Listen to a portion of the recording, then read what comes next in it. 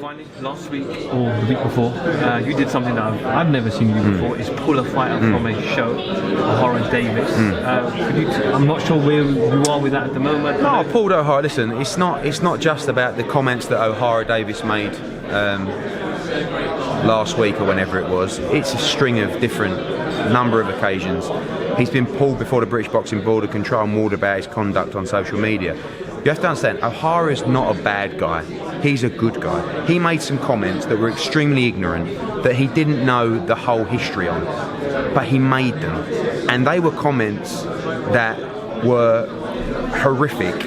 And was he unlucky that he didn't quite know the history? Maybe. Was he naive? Absolutely. Was he ignorant? Absolutely. But it doesn't matter. Those comments were made. Those comments personally hurt people and a city that we have a huge amount of respect for. And when you play with fire, and when you want to be this bad guy who's controversial, you have to be responsible for your actions. And I believe we had to separate ourselves from the comments that he made, and we did that by removing him from the show. Now, is there a future for Ohara Davies with Matchroom? The answer is I don't know. We're going to sit down. Things have got to change. He can't, it's not just the Liverpool stuff.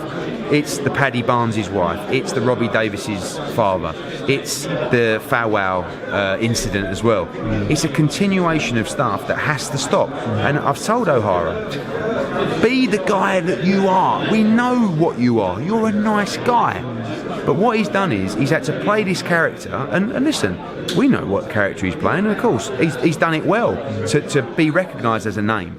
But he's overstepping the mark, and I think that the hatred that he's receiving is actually making him that character. Does that make sense? So what I'm saying to OD is come off social media, be Ohara Davies that we know, that we see, that people like. You've established yourself now. Just be yourself. There's nothing better in life than just being yourself. You know what I mean? In terms of being comfortable. But he lives his life through social media. When I sit down and say, you need to come off social media. Oh, I can't come off social media. It's like, mate, it's not that important in the grand scheme of things. But we can't have him making comments like that. They were ignorant, they were naive, he doesn't know the full story. It doesn't matter. The comments were made, they were out there, they offended people. And it's not about a newspaper, this is something that goes very, very deep with people that we know and a city where we operate in and we're very fond of. So we had to act. Some people think we were harsh, other people think we were right. Some people think he should never box for us again. Other people think we should put him on another show. We'll see, we'll sit down and we'll see where it takes us.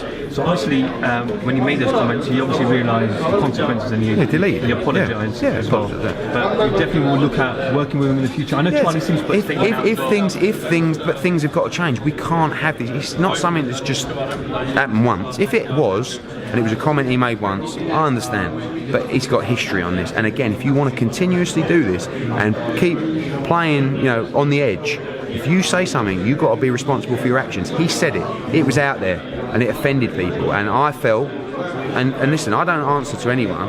It's my decision. I don't answer to a board of directors or a commission at Matchroom. I make a decision. The buck stops with me. I felt I had to act, and I did act, and that was what I did. Whether you think I was right or wrong to do that, you make your own decisions. But personally, that's how I feel.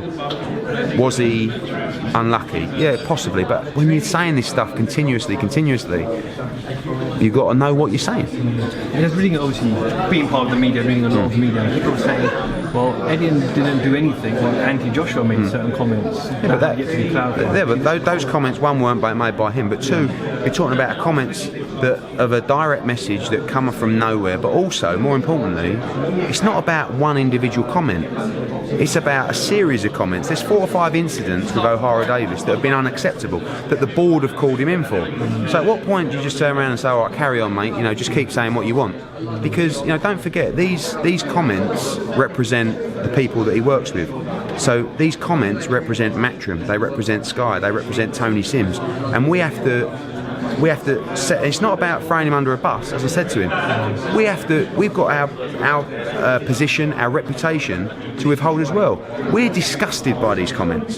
So we have to make our stand, and we have to let people know that we are. You understand what I mean? So again, but I stand by him in the fact that he doesn't know the full history of the incident. Tough. Either you should know or you shouldn't say certain things or keep it to yourself, because it was the worst thing he could have said. It's not. This isn't funny. What he said. It's not. You know, there's banter and there's offensive and there's personal. This was the worst thing he could have said to the people of Liverpool. You know, and it wasn't meant in the way that it looked. I believe O'Hara, but it was said. It was offensive, and we had to deal with it.